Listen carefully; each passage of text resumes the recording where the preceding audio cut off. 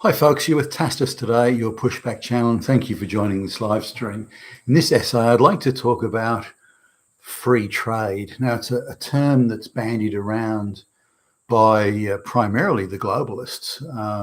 Free trade, and they pitch it that there's only two extremes: there's absolute and total free trade or total protectionism. It's one or the other, which is of course utter nonsense. But in reality, the globalists use the term free trade as a form of code speak to further their own goals and objectives of mass peasant migration into the West, and their ability to move capital around, create monopolies and oligopolies and cartels. So it's really a term for that. And anyone that points out the folly of some of those things. Well, you're a protectionist. If you're a protectionist, it means you're a fascist. If you're a fascist, it means you're a Nazi. If you're a Nazi, you're Hitler. So that's pretty much the path they go down when they get an objection to anything these days. But let's look at what free trade is. There's a big movement for free trade pushed mainly by the British in the late 1800s. And they had they were sort of the biggest capital accumulating state at the time, and so were keen to have places to deploy their capital and so on, and export their finished goods. The British really were too late because they were already being surpassed in efficiencies of scale by, say, the United States and the mass production technology that was starting to appear there. And then they were also being eclipsed by particularly the Germans at the time. This is again the sort of 1880 and later, eclipsed by the Germans in the newer technologies of electronics and chemicals and optics, precision steel engineering, things like that. So the British are being left behind a lot of those areas. So their pitch came a bit too late. If you look at Britain, was the British capitalists, the big capitalists, where there was the big capital accumulation, they were far keener to invest in a South American railroad or something like that, a gold mine in South America, than they were in their own factories in Britain. And this was a big cause, whereas the Germans and the Americans were investing in their own countries and their own people and their own factories. And the Germans put quite high tariffs, for example, as did the Americans, incidentally, put quite high tariffs on imported goods. Now, both the Americans and particularly the Germans, they used these tariffs, not as many people do or many countries do, to become inefficient, to become lazy, to produce substandard goods. And so the local manufacturers are, because of these high tariffs, we don't have to compete with those high quality engineered goods from outside. So we can just build shit products and still sell them because we're protected by the tariffs. That's not how the Germans did it, or the Japanese later on, for that matter. What they did is let's protect the home industries, but let's make superbly engineered, top of the range, top quality goods. And the Germans and later the Japanese, and to a large extent the Americans, did that. So they used the tariffs to develop high quality industries, efficient industries, quality goods and services that were the envy of the world. So I think it was the 1880s or 1890s, and I've mentioned this before, a salesman from one of the firearms companies, I think it might have been Colt, came to Britain. And there was a fairly new concept in those days of completely interchangeable parts. And this is, of course, from mass production, so everything's manufactured to one spec. Now, in Britain, most of the manufacturing was in sort of semi-cottage industries almost, where an item manufactured in one factory, ostensibly the same item for the same product, manufactured in one factory, would just be a few microns out from what the other factory. So the parts were not interchangeable, even though, again, ostensibly the same part and product. But the salesman from Colt turned up. He got 6 revolvers. He broke them all up into pieces, threw in the box, jumbled them all up, invited the British guys he was doing the demonstration to jumble it up, and they did. And then he just reassembled just pulling random parts out, reassembled six revolvers from those jumbled up parts. that he disassembled previously. So the British were in awe of this. Oh, wow, holy shit! And they hadn't really seen that sort of thing before. So really, the British were then investing, well, they had capital, were investing, South American railroads, or American railroads for that matter, and were not investing in their own technology, their own factories fell behind.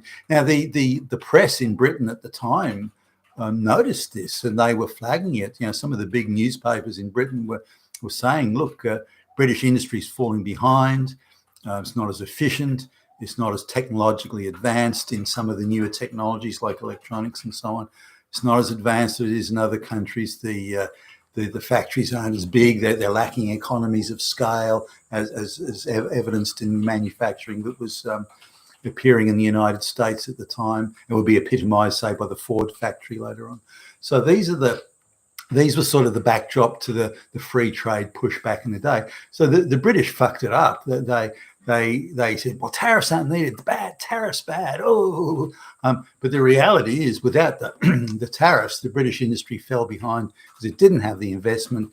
The British were sending their money overseas to invest, not investing it in the home country. So really, the free trade thing took Britain from number one in the world economically to number three, or even sort of one point, chasing number four. So that happened in sort of 1890, between 1895 and 1912, just those 17 odd years, Britain slipped behind both the United States and that.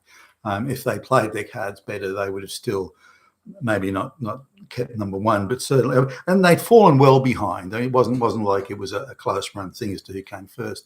The Americans and the Germans were well in front in those key industries and key efficiencies and so on, but they used their tariffs for that. So tariffs, if they're used, with a very focused strategic view, and do good things, and are I believe, a very useful tool in the armory. The Japanese used them to great effect in the 1950s. I mean, if you look at, say, the American movies from the 1950s, there'll be some item that one of the characters' movie be holding, it fell apart, and they turn it over and go, "I'm made in Japan," and all they laugh because it was a rubbish product, or so it was depicted in the movies, at least. And that's a little bit unfair, because some of the products the Japanese made, in the 1930s, the Yamato class battleships, the Mitsubishi Zero aircraft, and various other things were high quality engineered goods and machines. So this idea of rubbish is a bit off, I think. But nonetheless, that they weren't in the class that the Americans were in, particularly in overall productive capacity. Yet between 1955 and, say, 1980, so 25 years, the Japanese had gone from being laughingstock quality goods to being leaders in quality engineered products, considered the most reliable products in their class. Now, and that happened in 25 years, just to indicate sort of how quickly. And they use tariffs and forms of tariffs. Now, tariffs come in different forms.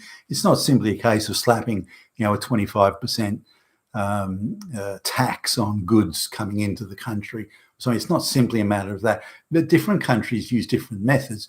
For example, in France, I'm not sure they're doing it now, but in France, they had a point where goods could only come in through one port of entry, and there was only two clerks on duty in that. So really, goods could languish in there for many months before they could come out at the other end. Or be distributed into the country. So that was in effect a tariff. It wasn't a direct tariff. It was just a go slow, a foot dragging, slower than molasses way of processing the paperwork. So it wasn't unusual for companies trying to get goods into France of having to wait 6 months to get it through. So in the end, they just don't bother. Now, the French, in some cases, they were doing some quite innovative things from an engineering point of view. Some of the things that Citroën and Renault and those automotive companies are doing. So some of that was quite innovative back in its day. So they were using the tariffs to innovate in some ways. But overall, they became much less efficient So they hid behind the tariffs to, say, artificially increase employment and thus depress profits in certain sectors of particularly manufacturing, with other things too.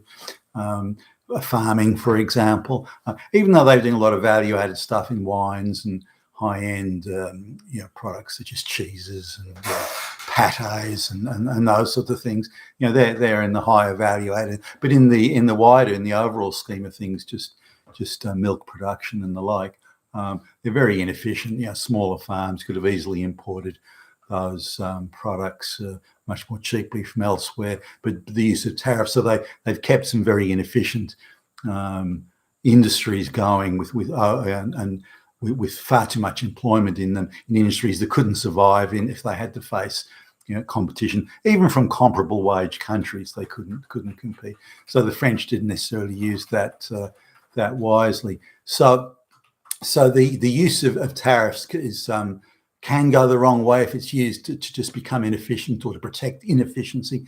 But if it's used to create an efficient industry, high quality products, good quality, reliable products at a good price that can compete internationally, then tariffs are a very, very good idea and should be used as such. So this globalist mantra of tariffs evil, that's crap, absolute crap. Just dismiss it out of hand. Now, on the various other methods of using tariffs or approximations of tariffs, there can be things like quotas, for example, that only 1,000 cars are allowed in from Japan each year. Now, that also has a benefit. What it means is the Japanese want to sell cars into a particular country, or any country, they've got to manufacture in that country. That in turn creates investment, creates jobs, and so on. So that's not necessarily a bad thing. And as long as that's done efficiently and the goods are available at an affordable price, and the wages are allow people to live a worthwhile lifestyle, then that too is fine. So using quotas to limit the amount of product coming in that then forces these, or requires, and forces is the wrong word, requires these companies to build factories in the country, or open up an office, then I believe that's not in every single instance, but in many instances, that's a good thing. That creating that investment again, but provided it isn't used to hide inefficiency or to just create some bullshit job creation scheme that has nothing efficient or worthwhile about it. If it's used for that, then obviously the whole it's failed. It's very difficult for politicians to keep their hands off this sort of stuff, because they look, oh shit, I can create 10,000 jobs, but we only need 5,000 jobs. Who cares? Just fucking double the tariff, create 10,000 jobs. I get re-elected, buddy. That's all that matters. So politicians struggle to keep their hands off these sorts of things. There are various other ways of having de facto tariffs and quotas.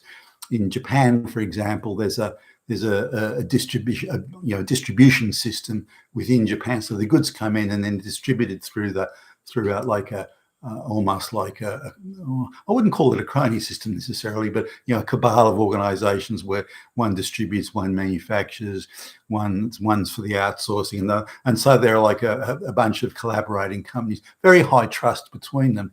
So when you come in with an offshore product, trying to bring it into the country, the distribution network, you've got to get it through this distribution network or into that network. And they're going to favour the local product unless there's seriously compelling reasons why not, such as the imported product is significantly better quality and much better price, and those sorts. And even then, it's more likely that the local Japanese firms will look at that and say, "Holy shit, we've got to lift our game here. We've got to produce a product that's better than that at a better price." So it's good for generating that sort of competitiveness, as indeed the Japanese industries between themselves do quite well. Creating that competitiveness, and they've got like the Ministry for Trade and Industry in Japan that quietly euthanizes industries that can't compete, and then builds up other ones that are doing quite well, or helps an industry to the point where it can compete. And they've done great things in Japan through the 60s, 70s, 80s, and into the 90s, and that's why Japan became world leaders in automobiles and supercomputers and all sorts of things. So they did memory chips and the like. So the Japanese have done very well there, but they use that distribution system to try and blunt the penetration capacity, if you like, of products that are being imported from other places like the United States or Europe or whatever. So now the Germans have showed that even in high tariff countries or countries with quotas, their engineered goods, such as turning machines, lathes, all sorts of things like that, and of course they're well-known brands, Merck, BMW, and whatnot, that they can still do very well. While everyone else has been losing trade to China, the Germans have been increasing it by selling more and more high quality engineered goods into China. It just goes to show, if you've got the best and you've made the effort to be the best quality, best price performance, people will still buy it, and the Germans have shown that quite clearly. So that's I guess I could go on here, but that's an overview of where tariffs can fit into the overall economics. In my view, a tariff should be used strategically, but with a very, very clear focus on efficiency and quality and so on. And then many industries could be developed inside the United States or elsewhere around the West, Britain, Australia, and so on, Canada. And I think those opportunities are being squandered because the big end of town, the big financial houses, they see free trade as simply the ability to move masses of black and brown peasants around to artificially depress wages and, of course, artificially bring in money laundering, masses of cash for money laundering from like China and India and so on, buying up real estate and the like, non-productive assets. So there, I think they've corrupted the idea of free trade and made this argument between it's a total free trade or total protectionism and nothing else. That's crap, utter crap. I hope that gives you a broader view of free trade and what it means and how these things can work. You've been with Tassness today, your Pushback channel, and thank you for listening.